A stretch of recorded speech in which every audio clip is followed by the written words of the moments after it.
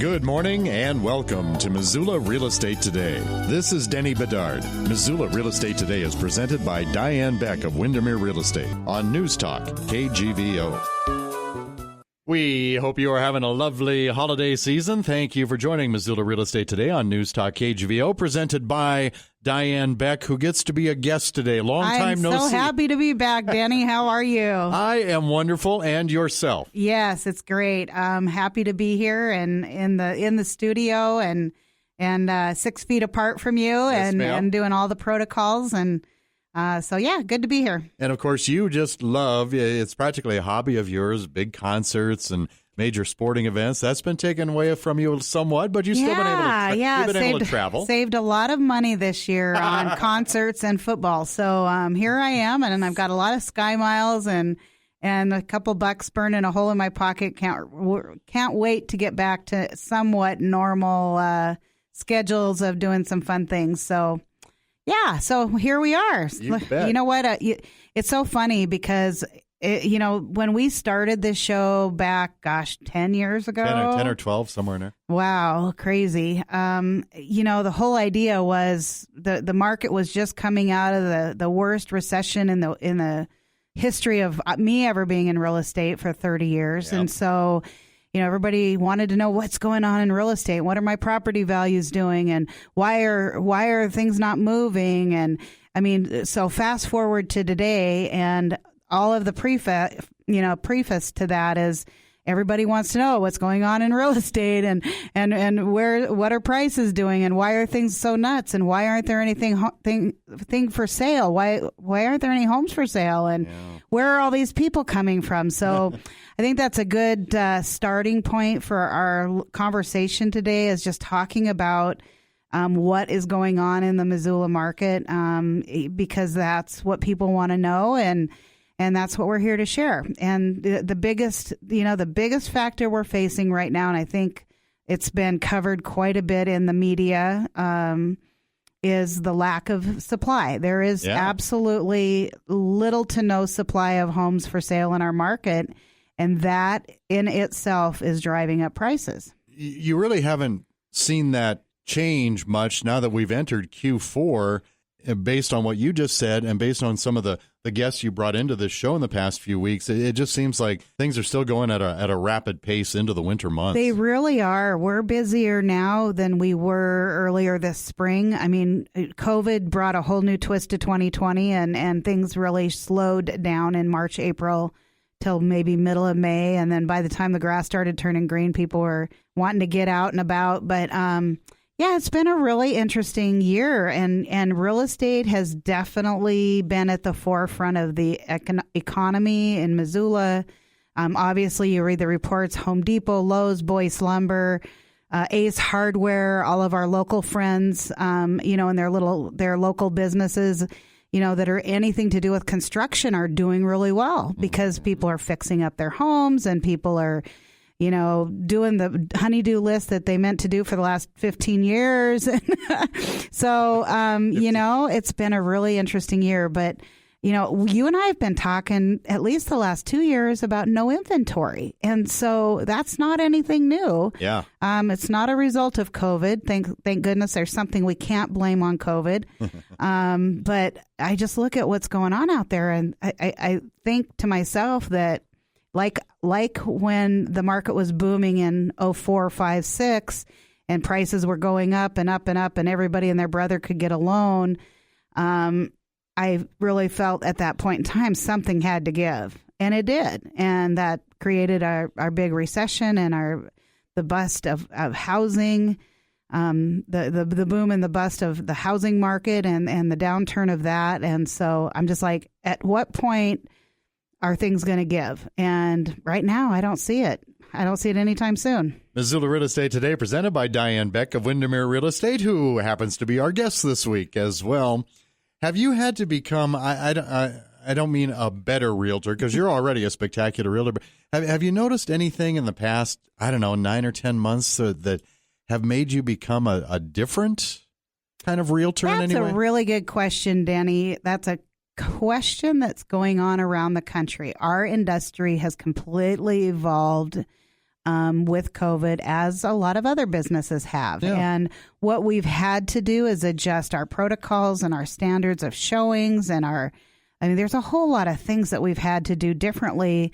And, the biggest surprise for me has been the buyers' ability to buy houses sight unseen because of Zoom and because of FaceTime and Facebook Live and all this tech stuff. And so there are people moving here from all over the country that are buying houses sight unseen. And there's some really, really good parts to that, and there's some really, really bad parts to that. And I won't get into the particulars of that because that would be a whole show, but I just look at the dynamic of what we do and how we do it and how it's evolved in the last 9 months.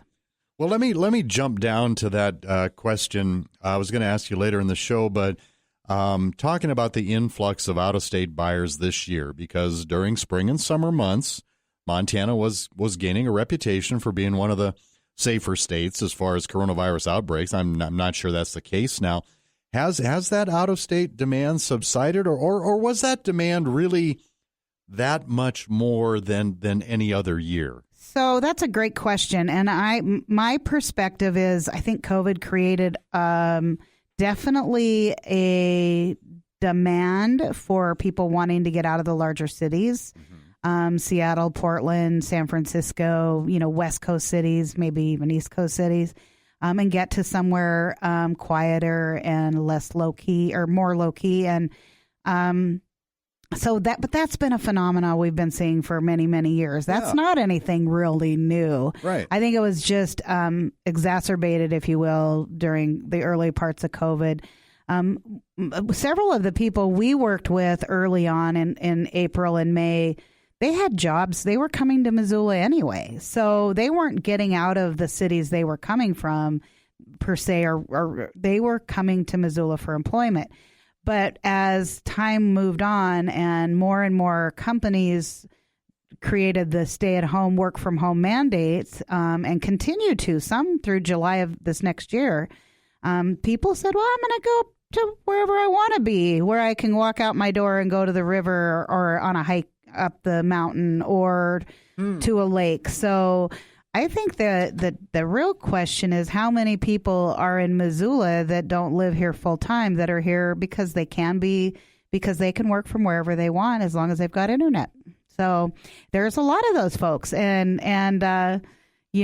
more power to them. I'd want to I do sit in my home and look out my window at the mountains and enjoy my job. So who wouldn't want that luxury? Yeah. Well, let's get back to some of the supply and demand things we started talking about. How are prospective buyers, in your mind, navigating the average home prices around here?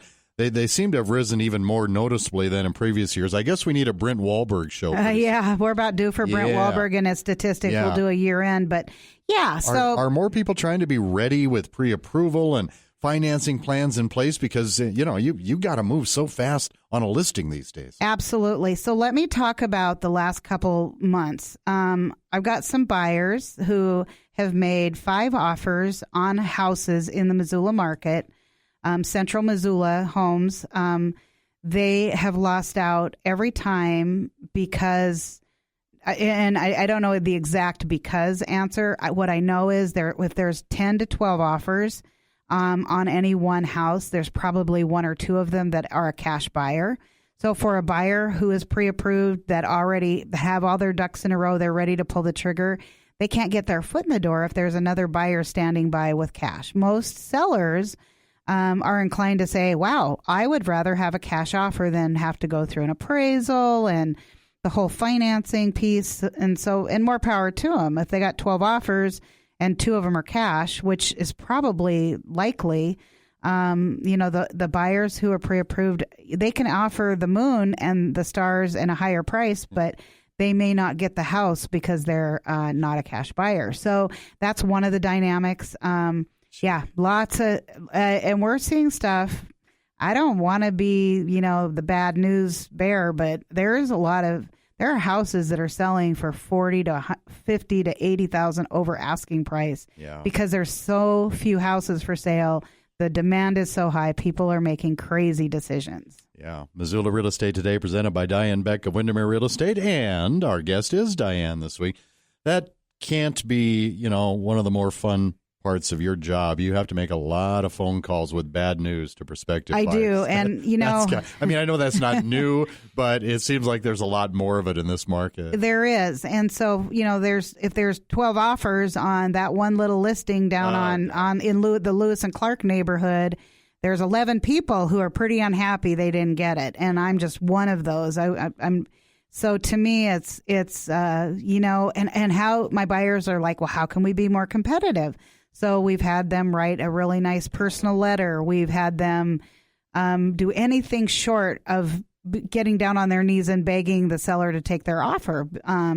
We're working through the listing agent to the seller. We've got all they've got is a piece of paper that they can put in front of someone and plead their case as to why they love their home. And my people have done that, and they continue to. But it's weird. It's a seller's market, and if anybody's thinking about selling their house, now's a really good time because we are seeing some of the highest prices I've ever seen in my entire career. We're seeing a lot of people who are maybe on the fence that are needing to or wanting to downsize because the kids have gone off to college and they don't need that much house anymore. So for all those people out there listening, if you're thinking about selling, we got a really good process and a really good marketing plan, and we'd love to take your phone calls. Nothing against where I used to live, but I am so grateful that I do not commute anymore. Are you seeing more people looking for homes outside Missoula County, Ravalli, Mineral, maybe even south end of Lake County? I don't know. Just resigning themselves to the fact that a commute to work in Missoula, it might have to be an option? Yeah. So that's another really good question, Denny. Absolutely. I've got a lot of people who are saying, I can't afford Missoula, so let's go down to Ravalli County. Taxes are lower, prices are lower. And so, people are looking outside of Missoula County and willing to make that commute to make it work. And as you found out, that commute's not so much fun, especially in the winter months, and these folks will find that out too. But, it is what it is. And if you can get the house you want at the price you want, and the taxes are, not $1,000 a month, and it makes sense for you to drive back and forth to work, then why not?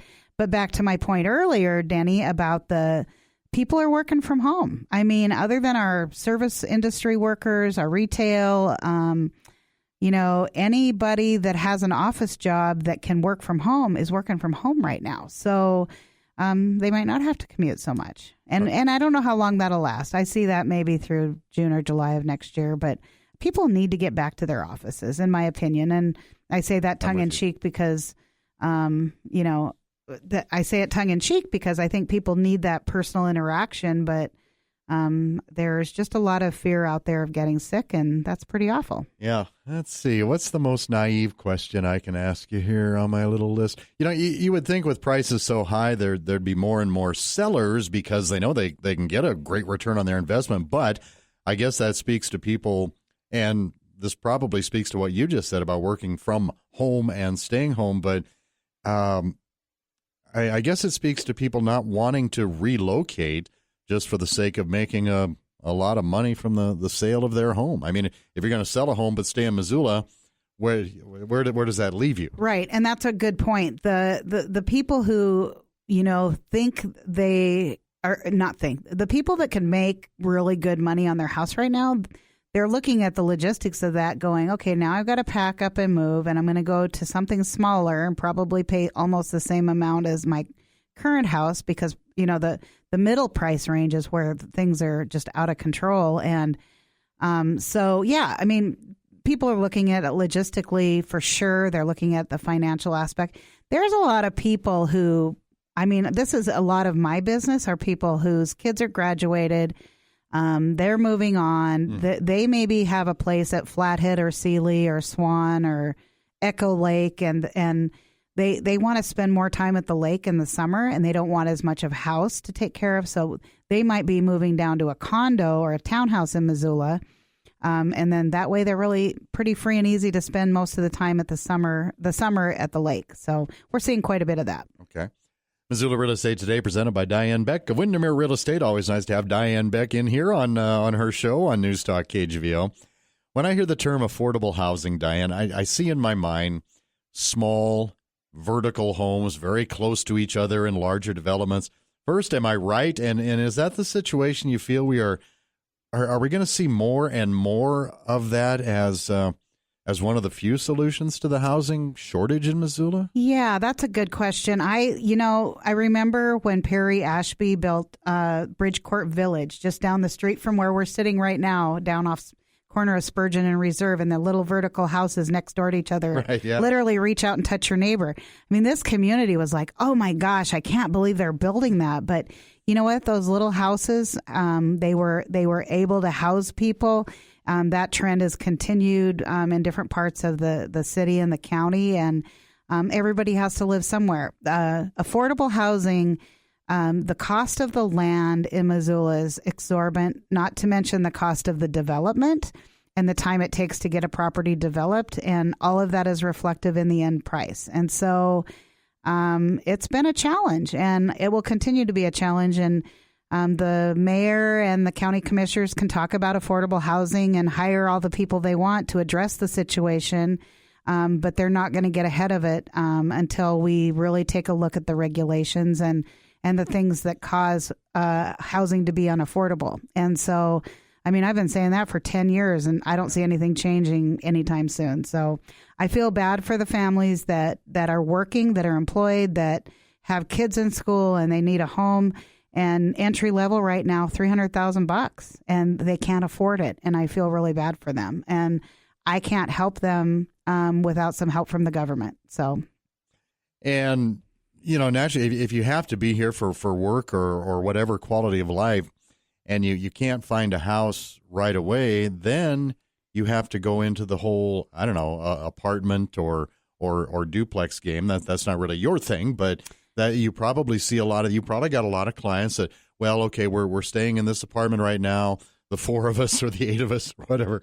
We got a 6-month lease, but that's where we're at right now. So keep on looking there, Diane. Yeah. So that's a dilemma. That's a whole nother dilemma in the market is for the people who may want to sell. If they decided they were going to just rent for a while, there's nothing to rent. That's been in the news quite a bit lately from the property managers of Missoula is the vacancy rates are near zero. There's just, and what have they been doing in the last 10 years? Building apartment buildings. And I kept thinking, at what point are we going to be at saturation with building all these apartment buildings on every corner in this town?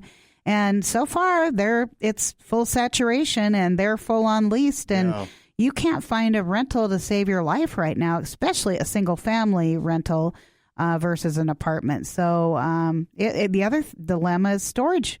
We don't have any storage in this town. Isn't that amazing? It's crazy. I've got 2 clients now that go, I need a storage unit. I can't find one, and started looking kind of on the peripheral of Missoula, East Missoula.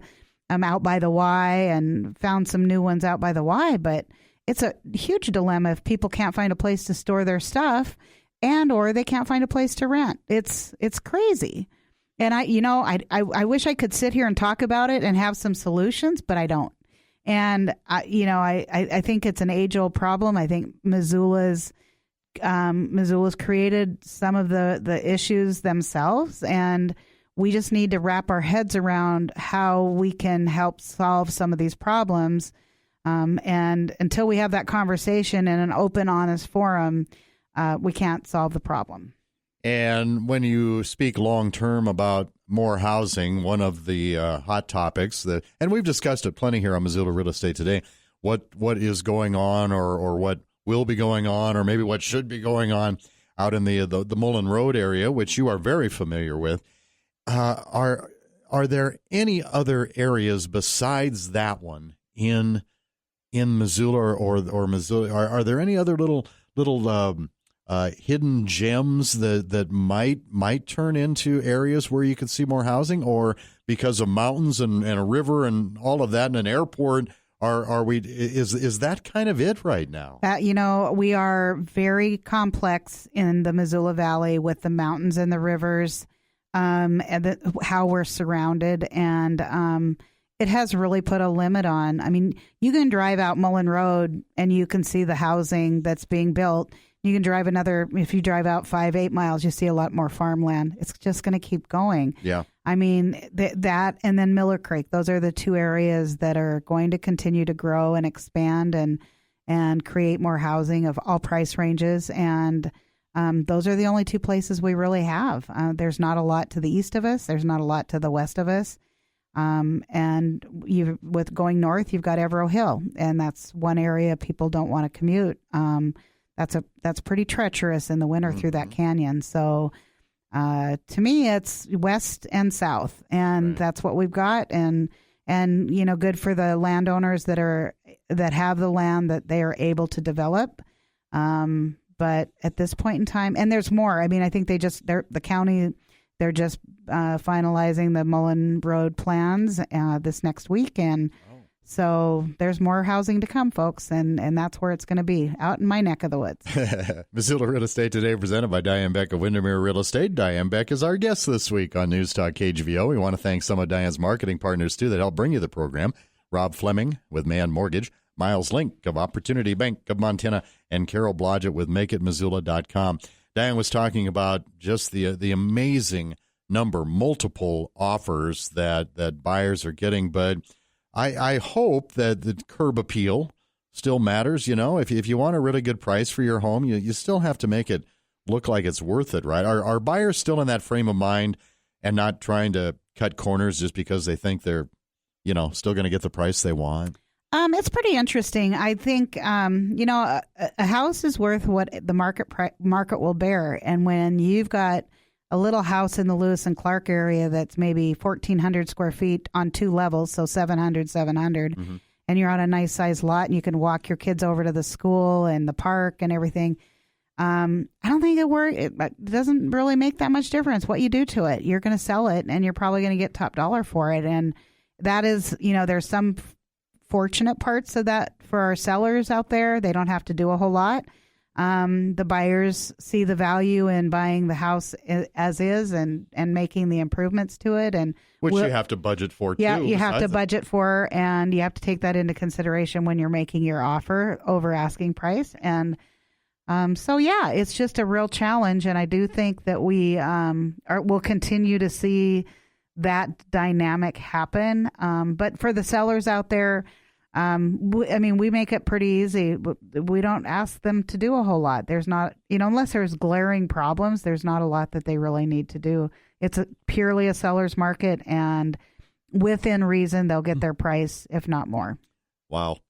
When prospective buyers, this speaks to this question's as far as compromise, I guess what I'm asking about. But when prospective buyers contact you, have you seen a lot of differences this year in what it is they're looking for? Because they know they're just not a lot to choose from in their budget. More willingness to make those compromises. Maybe they do. There's definitely a lot of compromise from the buyer's perspective, and several of the families that I've worked with, they make their wish list, and there definitely are compromises that they make to get the house they want. And that might mean location, that might mean size, that might mean condition. Buyers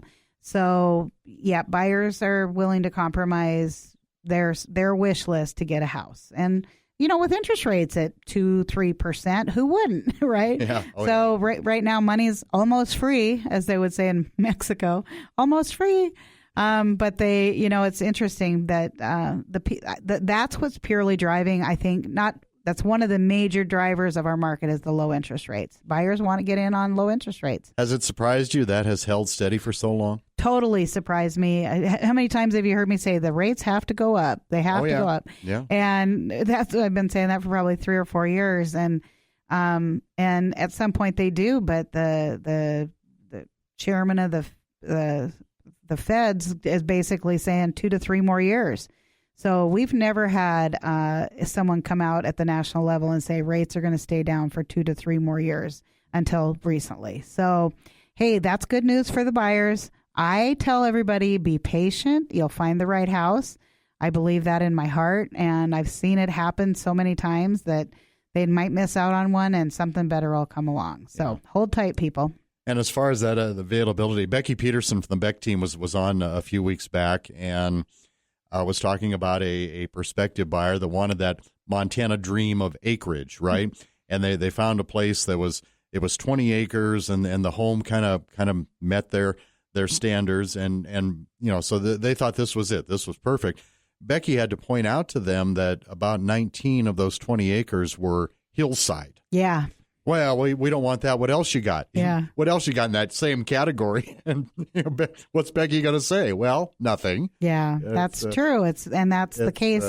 People come from all over the country and really expect Montana's prices to be low and to be able to get a trees, creek, meadow, flatland, a little bit of slope, hillside, so they can have a view for next to nothing. And it just doesn't happen that way. And it hasn't for a long time. So, Missoula Real Estate Today, presented by Diane Beck of Windermere Real Estate. I will ask Diane Beck of Windermere Real Estate her outlook for 2021. Where do you see things going? That is the question of the day. Yeah, if I had a crystal ball, I would be very, very wealthy. So, ironically, just this week, we had a bold predictions outlook of the real estate market webinar that I participated in. And basically what I have to say is the same thing that they said. And things are going to just keep rolling through 2021. I won't project beyond that, but until we have a leveling of inventory and a leveling of interest rates, I think we're going to have a continued strong market for sellers who want to sell. And for the buyers, just be patient. That's my best advice to buyers is just be patient and don't overpay and don't do anything crazy because you'll regret it in the long run. So, I think we're going to have a good few more years here. So I plan to be around and work in this market for another, let's see, I'm 30 now. Give me 10 more years. Congrats. 10 more years. When I hit the 40-year mark, I think it'll be time to make an exit. But and how is your presidency coming? How is your? I'm done, you're Danny. done. I was the president of the Montana Association of Realtors for the year 2020. That ended on November 19th. Oh, okay. I was figuring it would probably ended late this month. It was fun and glad to be done. So, all right. It's interesting when you talk about your outlook for 2021. And the last thing you want is bad things to happen. It almost sounds like bad things have to happen. God, I hate to say it that way, but in terms of the economy or employment or whatever, or to your point, you're not going to see a lot of changes in the next year or so. I don't think so. I don't know what the after impact of COVID will be, and that's a whole show we could do. Right. The after impacts of COVID that, in the middle of January, once we start getting out the vaccines and things start to leveling off, there are a lot of unemployed people in this country, in this city, in this state. And so something's got to give. And I don't know what it's going to be. There's only so much federal assistance that can help all of the folks in the service industry, in the entertainment industry, the hotel industry. I mean, we've got a lot of sectors of families that are greatly impacted by the lack of customers. And so there's got to be an impact. But that will be a show for another day, probably in January. And I feel for all of those folks because they have been greatly impacted. And I can sit here and talk about how great the real estate market is, but my heart goes out to all of those people who their income and their livelihood is dependent on people coming into their businesses and whatever that looks like, and the people aren't coming in, and how do they pay their bills and how can they keep afloat? I feel for them every single day. Great folks to work with, Diane Beck and the Beck team at Windermere Real Estate on Missoula Real Estate. Always wonderful to see you. We left it open-ended enough that you got to come back soon, okay? Sounds good. I'll be back. Thank you for listening to Missoula Real Estate Today. Contact Diane Beck with Windermere Real Estate. Email dianebeck@realtor.com or visit her website, homesinmissoula.com. We'll see you next time on Missoula Real Estate Today.